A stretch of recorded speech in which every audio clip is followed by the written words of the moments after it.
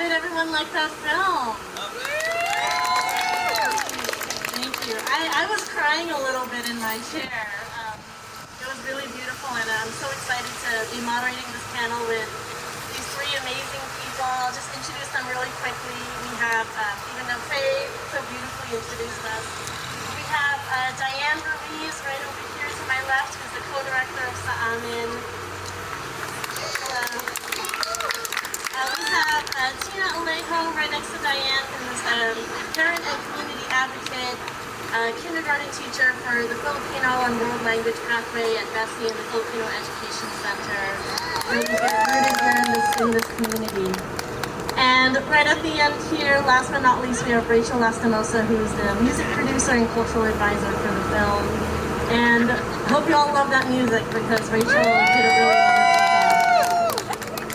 So I want to just ask the panelists a few questions, and then I'd love to open it up to the rest of you all in the audience to also ask questions. But we will start our first question with Dyan here to my right. To my left, sorry, I promise I know my left and right.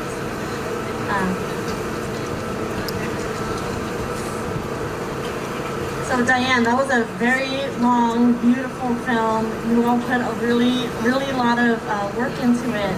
I think I'd like to ask, what are some of the themes examined in the film?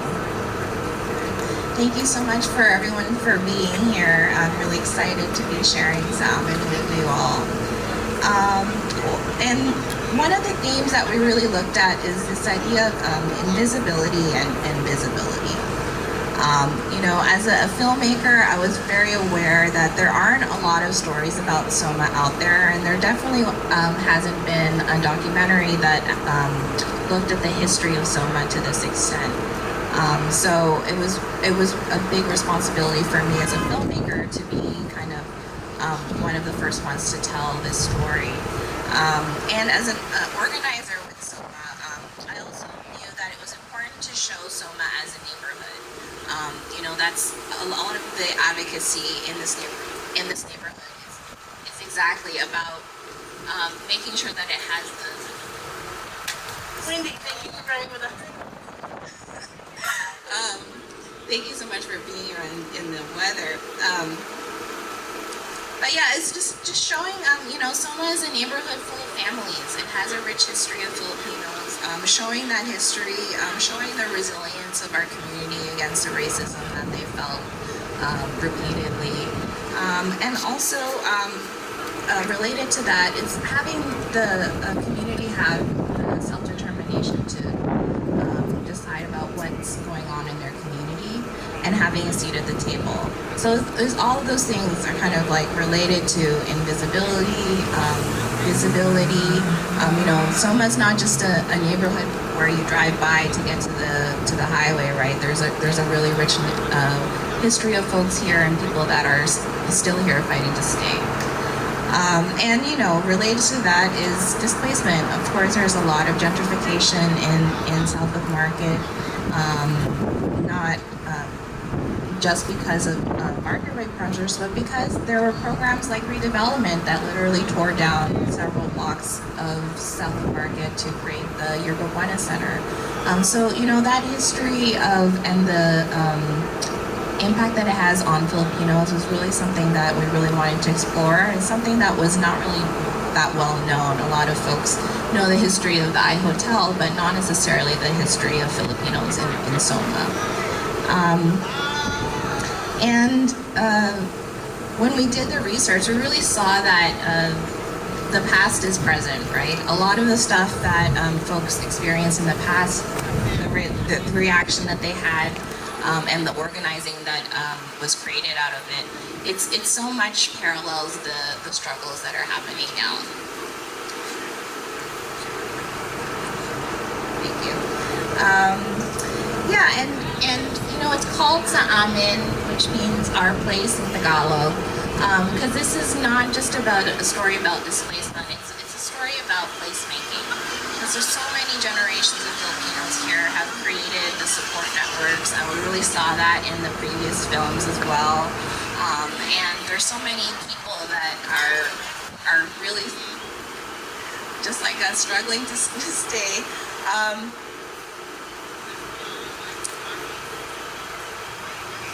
And there is also the theme of immigration.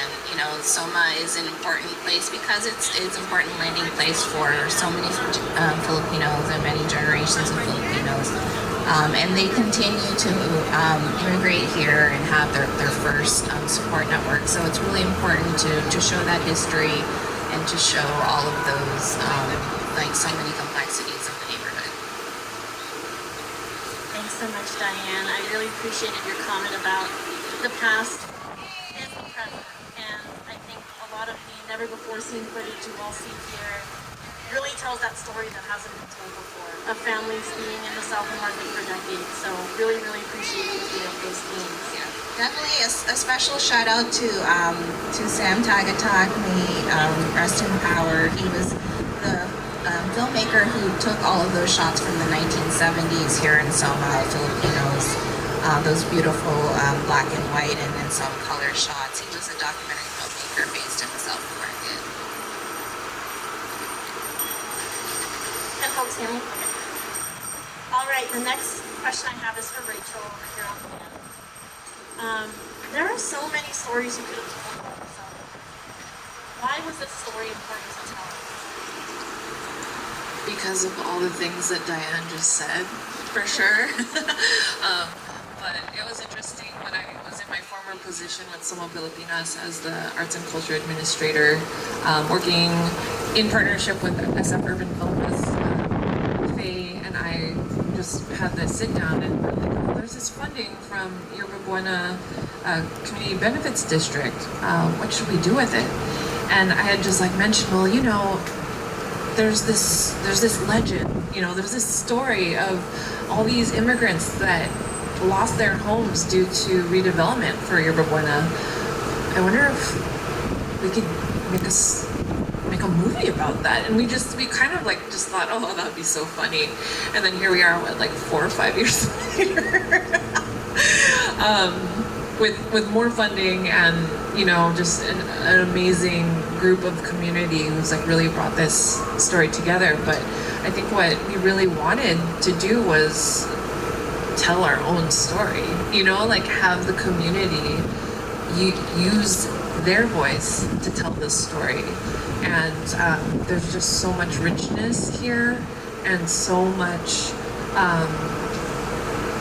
struggle for collective liberation that's happening, that we see in all these different organizations and all these different individuals and all the artists, the cultural workers that are really working together for not only visibility and recognition, but for our ability to thrive and pass down all of this rich legacy to our future ancestors. And so being able to have the content to like point back to and say, hey, this is what happened from our community's perspective was so important. We wanted to be able to use this film as an organizing tool because there were so many, you know, developers that come into this neighborhood and have no idea about this history. And it's just like, okay, well, watch this first and then you can have a meeting with us, you know?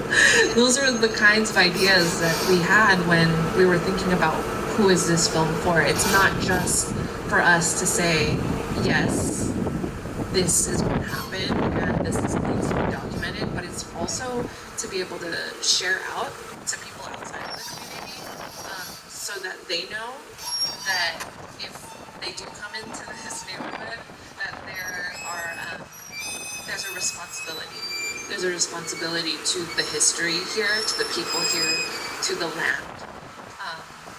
And we really wanted to take like a strength-based approach at it versus like, oh, look at us, we're looking for more resources, which, you know, we all are, but look how much we've been able to do with what we've been given, with what we've worked so hard for. So John, also, yeah, to your point, look at all we've been able to do, what we could continue to do if we had more support. And I also want to appreciate your comment about the cultural bearers and knowledge producers and knowledge sharers. I want to give just a shout out to MC Canlas, who's over here. Woo! MC Can Last. If you saw in the film, you know, MC is the SOMA historian, and this concept of having the knowledge and sharing the knowledge is something that is so critical. And we have someone like MC, a historian, here in our midst, here documented on the film, and it just speaks to the importance of us being able to tell our stories. So thank you, MC. Thank you, Rachel, for your comments. The next question I have is for Tina. Tina, one of our local sheroes, someone who's so deeply rooted in the neighborhood, in this community. Watching you in this film, give it up for Tina. Watching you in this film and the ways you spoke about action and doing more than just taking what y'all were experiencing during that fight was so moving and so emotional. I really like it. I saw people sniffling. I heard it during your time on screen. So I want to just give you space to share why it was important to tell this story about Bessie and the Filipino Education Center. I'm gonna piggyback on what Dyan said and Rachel said, because we've always been regarded as an invisible community, but we're here. We've been here for hundreds of years. I learned that from MC, who was introduced to our parent group about social cultural spaces and the importance of having a space in order to make a community thrive, you know? So I think that thriving is, thriving goes on, people move on, people live if there's a space. But then if you're regarded as invisible, there is the danger of that space being taken away from you. If you don't talk to the people who live in that space and take care of that space, there is the danger that because the people who live there are considered not important, that these people and these lives will just be, you're just another renter who's going to be evicted.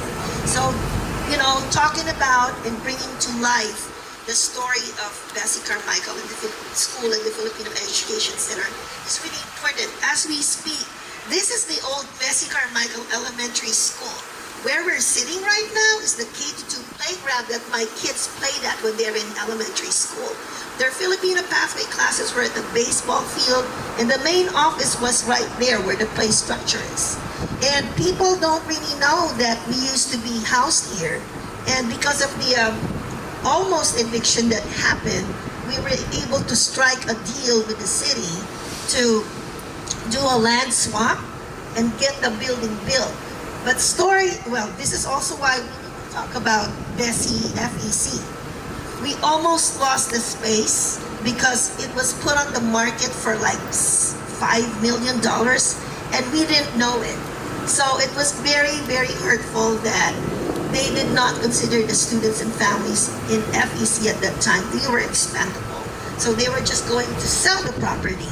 And then, to make it worse, the money that was supposed to build the Bessie Carmichael Elementary School was embezzled.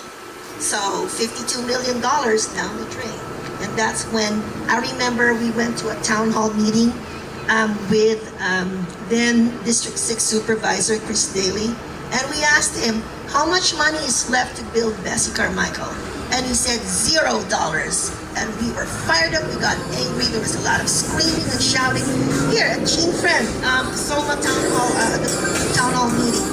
And that, on top of what was going on with FEC at the time, was like a pivotal moment in our lives to tell this story. We have to really speak up, we have to fight, like I said in that movie. Hey, you think Filipinos are just gonna go smile at you and just, get along and you don't wanna rock the boat? No, you rock the boat far enough that it's time to really put people in their places. And that's when we spoke up.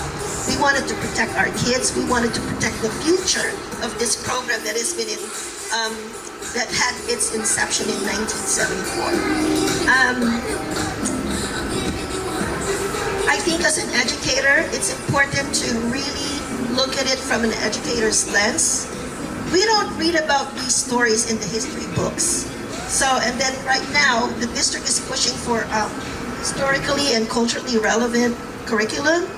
This is historically and culturally relevant curriculum. This film, I was just talking to several people to bring it up with the school district people to really make this film shown in communities all over for people, and not only Filipino Americans, but for communities to know that this community has been fighting displacement for decades, for hundreds of years. We have been fighting for recognition and respect, just basic respect. And it's hard. And right now, there's, if I may say so, I'm so impressed and so in awe of our current parent and community advocacy group at Bessie Carmichael. They just won to keep the 4th and 5th grade Filipino pathway classes intact. The district was going to shrink it and turn it to a combo class with 35 4th and 5th graders squeezed in a tight 35 limit class. So we felt that if you allow that to happen, that's the beginning of the end. You're gonna take those spaces away. And so we felt that this community of parents right now, they have learned the lesson and they're continuing to take stewardship of this space. So these stories need to be told because it's a living history. This is historically and culturally relevant curriculum. This is what social studies content should be about. It's the lives of the people. And if you don't have the opportunities to make people have their voices heard and to be visible, people won't know what's going on. And this is a very precious program. We are only one of 2 Filipino pathway programs in San Francisco in a public school, probably in the whole country. And we are the only public school here in the south of Market. And it's not the district that made it happen. It's the community and the parents who made it happen. That's why we're telling this story. Because we want people to know the school district did not give it to us. We had to fight over blood, sweat, and tears to make this happen and to sustain it. So this is why we're telling these stories. So, mabuhay po tayo. Salamat po. There wasn't a documentary until we interviewed Tina, and then we were like, we got a story. Thank you, Tina. And while we're so lucky to have Tina, someone who was featured as a cast member in this film, I also want to give a shout out to all the others who aren't on this panel who may not be here today. Shout out to Marianne, Jenny, Teresa, Marty, MC, who we just gave a shout out to. Raquel, Angelica, Janine, Alleluia, Tony, Bob, and Ron. A lot of names, but really such impactful folks to have their voices in this film, so just want to thank them. Now, I'm going to ask everyone one last question and open it up for everyone here in the audience, but I want to have this open to all of you. In a minute, tell us, what are the main messages you want people to walk away with after watching this film? And who would like to start? Rachel, would you like to start? Sure. I think one of the main messages is that we are stronger together, that we are enough, and we can go to such great heights collectively. I think it's really daunting sometimes when you're just always told no, always told that you're not important. But when we, pull our resources together and really work hard at making our presence known, like wonderful things can happen. And this film, I think, could be shared with other communities that are facing gentrification, that are also facing issues with like undercapitalization and not being resourced enough, because it translates, to Bayview Hunter's point, it translates to what's happening in the mission. All of these, it's not just like people and their homes and the places, it's also the programs and the organizations that support the folks. So it's really important for us to think about it in systems, right? Thank you, Rachel. Dyan, would you like to go? Yeah, I really think that it would be great for folks to start thinking of this neighborhood differently, and I really hope that this film will help change the narrative about SOMA in the way that folks in power look at SOMA, and the folks in the community look at themselves as well, and just kind of integrating this story into this larger story of San Francisco, and knowing that South of Market and Filipinos in SOMA and San Francisco hold an important place in that story.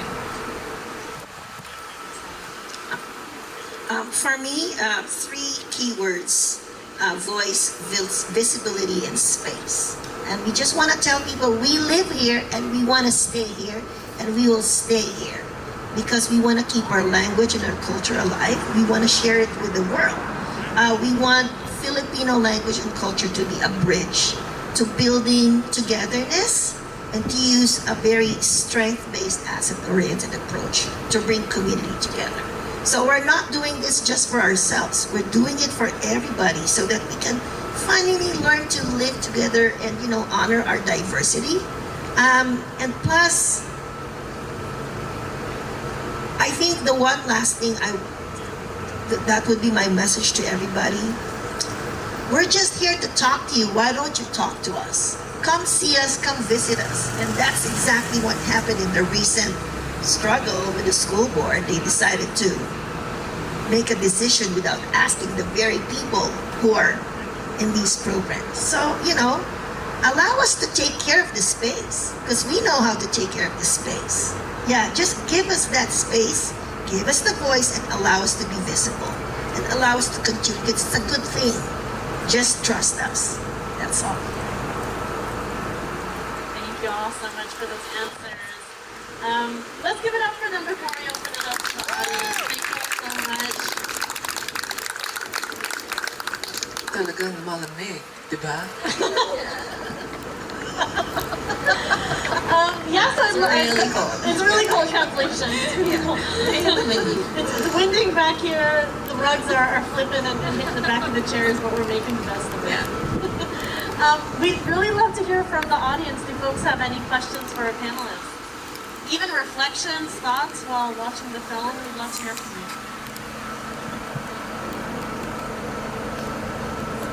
It was perfect.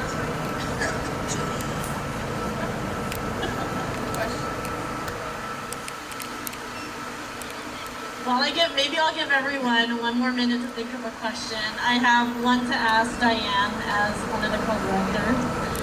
What were some of the challenges you faced during filming that we didn't get to see? We saw this masterpiece, of course, and we're also moved by it. But yeah, feel free to share with us some of the challenges. Well, for sure, the pandemic that happened, we were told that we could be the directors of the film right about March 2020. So, and we had to figure out how to keep the community safe and also to capture the stories. A lot of the people that we interviewed were elders, and so many events like today used to happen very regularly here in SOMA, but there wasn't anything to film during the pandemic because everybody was in lockdown. So, it was a beautiful community effort that we got so much footage from years past that we were able to integrate, and it's amazing the folks that we're documenting, and also just trying to uncover the history of a group that isn't documented historically because we were all Oriental back then. And that was the number that we were under in the census records and in the city records. So, where is our story? Where was the impact to Filipinos in redevelopment if there's no official record of it? And so we had to go out into the community and find the stories from our elders and, network with all the folks that used to live here and the generations before and their legacies. And, it was a lot of those challenges. Thank you, Dyan. All right, audience, do folks have any thoughts or reflections or questions they'd like to share? Amazing film. Thank you.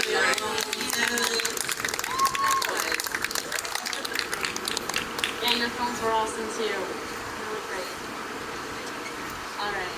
Well, do folks have maybe any kind of lasting closing words they'd like to share before we send it back over to Faye. I do want to say thank you to everyone here today, because by having this event in BMD Park near Bessie, you know, we are claiming this space just like, you know, we described in the film of claiming the Mid-Mall against the evictions. We need to claim spaces like this for our community and continue to, you know, it wasn't easy to pull off with permits and all that, but there's a reason why these spaces aren't activated that often, but you know, we need to keep doing it so that we have that, again, that visibility and claiming of space. So thank you all for being here and acting that with us. I would add, know your value and don't be shy. Name your value, and if you're in a company that does not appreciate that value, then let them know that they're wrong. Let them know they're wrong. You know, you can find folks that, you know, like to roll with, that do appreciate your value, that lift you up, and I think that organizations like SF Urban Film Fest, SOMA Pilipinas, SOMA West CBD, like being able to have resources that have like that visibility to strengthen community is so vital to really lifting that value up and making it more pronounced within the city. And so create content, tell your story, share your truth, and that is priceless. It can only be done by you. All I can say to that is word, for sure. Definitely. Thank you so much, Rachel. Tina, I'll let you go. Hello. 3 words. In Filipino, it's tuloy po kayo. Please come in, welcome. I think I'm just inviting everyone to go visit us at Bessie. You know, get to know the families, get to know the kids. It's a, again, I'm gonna quote MC, it's a big family in a small village. Kami ay malaking pamilya sa isang looban. In fact, I'd like to take this opportunity to invite everyone. There's Flores de Mayo, Flowers of May Festival at Bessie on Tuesday, the whole day. So come by and visit and see our students perform, not just Filipino dances, but performances that reflect the diversity of the Bessie FEC community. So, tuloy pa kayo, come in, welcome, and thank you. Salamat po. Thank you. All right, everyone, give it up for our panelists, Dyan, Tina, and Rachel. Thank you all so much. We also want to, of course, not forget our editor, Joseph Smooke, right here. You can raise your hand, who's been photographing all day. And behind the camera as well. Behind the camera, yes. Thank you all so much. And yes, that's it. Thank you all for spending this time with us and for watching the film. I'll pass it back to Faye. Well, I want to say thank you to... Thanks, Jeantelle, for moderating as well. That was like a little bit of feedback or something. I don't know what's going on. Thank you so much for hanging out at our place in the park today. Give it up for the Amin crew up here. Thank you again for hanging out and taking up space, taking up place, organizing, coming together. This park is a lifeline for this community. A couple years ago, there was a developer who wanted to build a really, really tall building here on the corner. The community fought against it because it was going to cast a huge shadow on your living room over here. So keep vigilant. The fight keeps going. Every day there's something new. They're going to shut down the FEC. I didn't even know about the building being on the market. So I guess there's going to be part 2, just Amin. So thank you so much and have a great weekend.